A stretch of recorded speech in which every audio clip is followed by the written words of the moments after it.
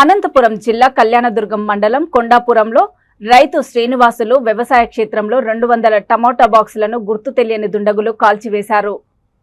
శుక్రవారం తెల్లవారుజామున జరిగిన ఈ సంఘటనతో సుమారు ₹1,00,000 నష్టం వాటిల్లినట్లు రైతు ఆవేదన వ్యక్తం చేశారు.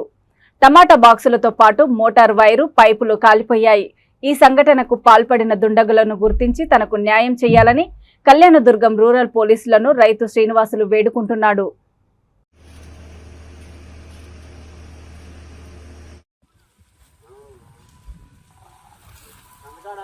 ఎవరికంటున్నాడు బైక్ వేసుకొని వచ్చినాడంట నాలుగు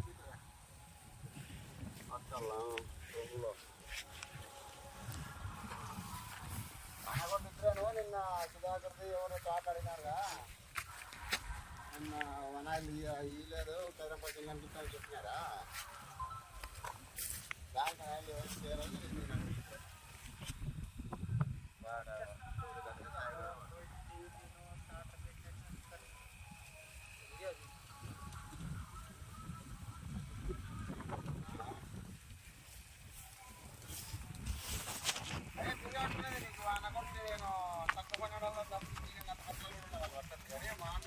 మనం ప్రతి ఒక్క సాయం చేసాం మనం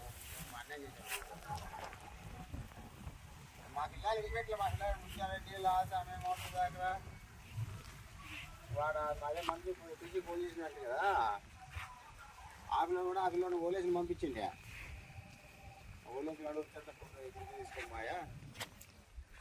అదే పీసీని పంపించిన అని వచ్చింది ఆ పిల్లడు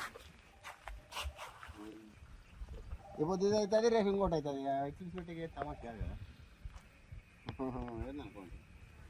ఇప్పుడు నాది సెక్షన్కి బిట్లు వేసి ఉంటామే బిట్లు అనుకోని పైపులు వెళ్ళి మొత్తం కాలిపోయినాయి ఏంటి లేవు నాకు కూడా సుమారు పోయినాయి సర్లే